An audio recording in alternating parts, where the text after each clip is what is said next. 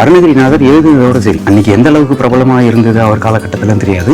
எங்க சாமி என்ன சொல்லுவாருன்னா, திருப்பு விழா வைக்காதுன்னு. திருத்தணியில வந்துட்டு படி விழான்னு ரொம்ப விமர்சையா நடக்கும். திருத்தணியில பாத்தீங்கன்னாக்கா எக்ஸாக்டா 365 படிக்கட்டு. அது நம்ம சச்சிதானந்த சுவாமிகள் தான் ஸ்டார்ட் பண்ணி வச்சார். 2025 டிசம்பர் 31 நடந்த படி விழா 108வது வருஷம். அருணகிரிநாதர் வேல் வகுப்புன்னு ஒன்று எழுதியிருக்காரு, ஒரு 16 verses. அதை வேல் மாறலா உருவாக்குனார். சென்னை மாகாணம் எல்லாம் திருப்புகழ் சொன்ன சச்சிதானந்த சுவாமிகளின் திருப்புகழை மக்களுக்கு கடத்தினது சச்சிதானந்த சுவாமிகள் தான். தமிழ்காரர் தான், ஆனா எழுத படிக்க தெரியாது தமிழ். அதே மாதிரி வேல்மாறல்னு ஒன்று கொண்டு வர்றார். எந்த கிழமையில என்ன பாட்டு பாடணும், எந்த ஊர்ல என்ன பாட்டு பாடணும். மைசூர் பேலஸ்ல குக்கா ஒர்க் பண்ணார். நீங்க ஃபர்ஸ்ட் டைம் வீடியோ பாக்குறீங்கன்னா மறக்காம சப்ஸ்கிரைப் பண்ணிக்கோங்க, பெல் பட்டன் தட்டிக்கோங்க. இந்த மாதிரி வீடியோ நீங்க மிஸ் பண்ணாம இருக்க. வேலும் மயிலும் துணை. என் பேரு சாய்ச்சரன். சென்னை மாகாணம் எல்லாம் திருப்புகழ் சொன்ன சச்சிதானந்த சுவாமிகளின் அனுகிரகத்தாலும் ஸ்ரீ பாலானந்த சுவாமிகளின் ஆசீர்வாதத்தாலும் எனக்கு சச்சிதானந்த சுவாமிகளை பற்றியும் ஆசிரமத்தை பற்றியும் என்ன தெரியுமோ அதை சொல்கிறேன்.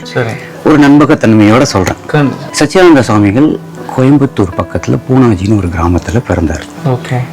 1870 பிறந்தார். பிறந்துட்டு அதுக்கு பின்னாடி மைசூர் பேலஸில் குக்கா ஒர்க் பண்ணார். அங்கே அவருக்கு சில உடல் உபாதைகள் தொடர்ச்சியாக இருந்ததுனால யாரோ ஒருத்தர், நீங்கள் பழனி முருகன் கோயிலுக்கு போங்க, அங்கே போய் திருப்பணி பண்ணுங்க, இது சரியாக போயிடும் அப்படின்னு சொல்ல பழனிக்கு வந்து அங்கே கோவில்லையே இருந்து எல்லா பணிகளையும் பண்ணி பிரசாதம் சாப்பிட, அங்கே ஒரு தேவதாசி ஒரு பாட்டு பாடுறாங்க முருகனுக்கு. அப்போ அது என்ன பாட்டு, அவரை வந்து ரொம்ப லயிச்சு போயிடுறாரு அந்த பாட்டில். இது என்ன பாட்டுன்னு கேட்கவே, இது திருப்புகழ்ல இருந்து வந்த பாட்டு அப்படின்னவே அவருக்கு திருப்புகழ்ல ஆர்வம் ஜாஸ்தி ஆயிடுது. அப்போ அவர் சின்ன வயசுலேயே மைசூர் போயிட்டதுனால தமிழ்காரர் தான், ஆனால் எழுத படிக்க தெரியாது தமிழ். ஸோ அப்போ தமிழ் கற்றுக்கிட்டு திருப்புகழை படித்து அப்படி வரார். பல ஊர்களுக்கு போய் திருவண்ணாமலை வந்து ரமண ஆசிரமத்திலேயே தங்கிடுறார். ரமண ஆசிரமத்துல தங்கிடுறாரு. அப்ப அங்க இருக்கும்போது ஒரு நாள் ரமண மகரிஷி, அவருக்கு என்ன தோணுச்சோ தெரியல, நீ கொஞ்சம் கிளம்பிக்க அப்படின்னவே இவரும் ஏன்னு கேட்கல, அவரும் ஏன்னு சொல்லல, கிளம்பி போறாரு. எதிரில் ஒரு வயசானவர், சேருல இருந்து சாணியில இருந்து எழுந்து வந்தவர் கட்டி பிடிச்சிக்கிட்டு, நீ நேர வள்ளிமலைப்பு பின்னாடியே நான் வந்துடுறேன் அப்படின்னு சொல்றாரு. ஆமா, அது யாருன்னாக்கா சேஷாத்ரி சுவாமிகள். ஓகேவா, அவர் அந்த மாதிரி விஷயங்கள்லாம் நிறைய பண்ணுவார். சேஷாத்ரி சுவாமிகள் நிறைய சித்து வேலை பண்ணுவார். நீ போ, நான் பின்னாடியே வரேன் அப்படின்னு சொல்ல போக அங்கதான் அவருக்கு வள்ளிமலையை தேடி வர்றார். இங்க வந்து மலை மேல வந்து இந்த இடத்துல வரும்போது 1916 இங்க வர்றார்.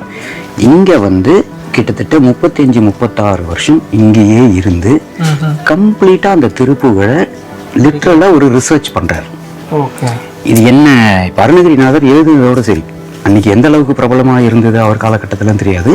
ஆனால் திருப்புகழை மக்களுக்கு கடத்தினது சச்சிதானந்த சுவாமிகள் தான். அவர் என்ன பண்றாருனாக்கா, இந்த பாட்டை படிச்சு உணர்ந்து எந்த கிழமையில என்ன பாட்டு பாடணும், எந்த ஊர்ல என்ன பாட்டு பாடணும், என்ன விஷயத்துக்கு என்ன, இந்த மாதிரி ஒரு ஃப்ரேம் பண்றாரு திருப்புகழ். அதே மாதிரி வேல்மாறல்னு ஒன்று கொண்டு வர்றார். அருணகிரிநாதர் வேல் வகுப்புன்னு ஒன்று எழுதியிருக்காரு, ஒரு 16 verses, 2 லைன், 1.25 லைன். அதை வேரியஸ் பர்மிட்டேஷன் காம்பினேஷன்ல போட்டு அதனுடைய சக்தியை மக்களுக்கு எப்படி கொண்டு போகணும்னு சொல்லிட்டு 64 verses கன்வெர்ட் பண்ணி அதை வேல்மாறலா உருவாக்குனார் சச்சிதானந்த சுவாமிகள். அவர் கன்வெர்ட் பண்றார் அதனுடைய சக்தியை. நம்ம இது வந்து கொஞ்சம் டெக்னிக்கலா சொல்லணும்னாக்கா ஸ்டாட்டிக் எனர்ஜி, டைனமிக் எனர்ஜி, அதை வந்து எப்படி நம்ம கன்சியூமபிள் எனர்ஜியா மாத்தணும்ன்ற கான்செப்ட்ல அப்படி எழுதுறேன்.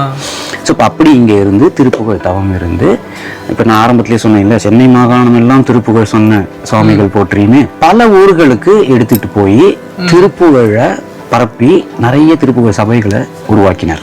இங்க வந்த நேரம் எதுவுமே கிடையாது இங்க. அப்போ அவர் இங்க மேல ஒரு சாமி பாட்டு பாடிட்டு இருக்காருன்னு சொல்லிட்டு இங்க ஆடு மாடு மேய்க்கிறவங்க எல்லாம் வர போக அவங்களுக்கும் திருப்புகழ் சொல்லி கொடுத்து அந்த மாதிரி இருந்தார். இங்க சாமி இருக்கும்போது ஒரு விக்கிரகமோ அந்த மாதிரிலாம் எதுவுமே கிடையாது. அவர் வழிபட்டது எல்லாம் அந்த கணேசகிரியில யானை பாறை பார்த்தீங்களே, அதுதான் விநாயகர். இப்ப இங்க பொங்கியம்மன் கிட்டக்க பின்னாடி ஒரு பாறை இருக்கும், அந்த பாறை தான் பொங்கி பாறை. ஸோ இப்போ அந்த மாதிரி வந்து இயற்கையான விஷயங்களை அவர் வந்துட்டு வழிபட்டார். ஒரு முறை மெட்ராஸில் அவர் இருக்கும்போது ஒரு சின்ன குழந்தை வந்து ஒரு பாட்டு பாடிட்டு போயிடுச்சு. அப்போ அந்த பாட்டு பாடினோடனே அவர் என்ன பண்ணுறாரு, கையில் இருக்கிற வெத்தலைப்பட்டியை கிஃப்டாக கொடுத்துட்றாரு. அதுக்கப்புறம் பல ஊர்களுக்கு போயிட்டு வரும்போது அந்த வெத்தலைப்பட்டி இந்த பாறை மேலே இருந்தது. அப்போ அவருக்கு இது என்னன்னு புரியாத இருக்கும்போது, அசிரியா என்ன தெரியலையா, நான் தான் பொங்கி அப்படின்னு சொல்ல, அவர் அப்போ இங்கே பொங்கி இருக்கா, பொங்கி இஸ் நத்திங் பட் வள்ளி அங்கே வச்சு. இப்போ அந்த அமைப்பே நீங்கள் பார்த்தீங்கன்னா ஒரு பக்கம் சரஸ்வதி பாறை, இந்த பக்கம் லட்சுமி பாறை, நடுவில் பொங்கி பாறை, பொங்கி பாறை. மூணு பாறையும் வள்ளி சரஸ்வதி.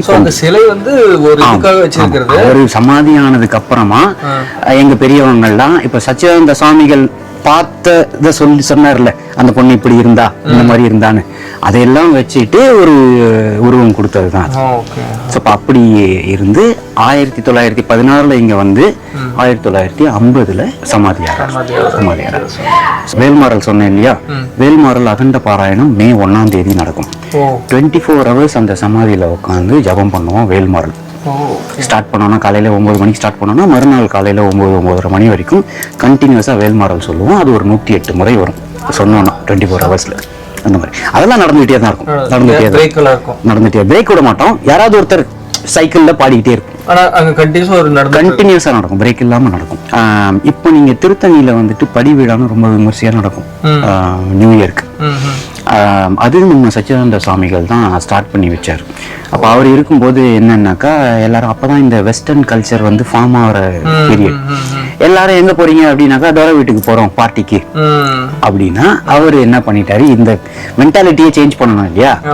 இவங்க எல்லாருக்கும் பெரிய தோர ஒருத்தர் இருக்காரு, எல்லாம் லார்டு வீட்டுக்கு போறேன்றீங்க, லார்ட் முருகான் மேல ஒருத்தர் இருக்காரு, அவரை தான் நீங்க கும்பிடணும்னு சொல்லிட்டு திருத்தணியில பாத்தீங்கன்னாக்கா எக்ஸாக்டா 365 படிக்கட்டு ஏறி கோயில் போனோம்னா 365 படிக்கட்டு.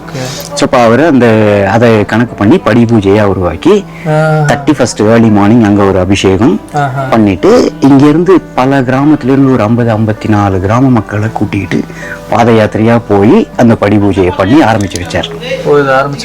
ஆமா. இப்போ இந்த வருஷம் 2025 டிசம்பர் 31 நடந்த குரு பூஜை படி விழா 108வது வருஷம். நீங்க அவங்க பரம்பரையை சேர்ந்தவங்களா? அவங்க பரம்பரைன்னு இல்லை, இப்ப அவர் வாழும்போது அவருடைய டிவோட்டிஸ் இருந்தாங்க இல்லையா, எங்க மூதாதையர்கள்லாம் அவங்க டிவோட்டிஸா இருந்தாங்க. ஆமா ஆமா. அப்போ ஒரு சபை நிறுவனதுனால அந்த சபையை நாங்க அப்படி கேரி ஃபார்வர்ட் பண்ணிட்டோம். எங்க சாமி என்ன சொல்லுவாருன்னா, திருப்பு விட வைக்காதன்னு பணம் வாங்காத அப்படின்னு. திருப்பு விட நீ எங்க வேணாலும் போய் பாடு, பாட்டு பாடினதுக்கு நாங்க ஒரு கச்சேரி பண்றேன், ஒரு பாராயணம் பண்றேன், எனக்கு இவ்வளவு செலவு கொடுன்னா விற்காதன்னு. வந்தீங்கன்னா ஆத்மார்த்தமா வழிபாடு திருப்புகழ் பாடுங்க. உங்களால கத்துக்க முடிஞ்சதுன்னா கத்துங்க, 4 பேருக்கு கத்துக் கொடுக்க முடிஞ்சதுன்னா கத்துக்கோங்க. அதுதான். மற்றபடி அவர் சமாதியின் ஒரு பேரு தான்.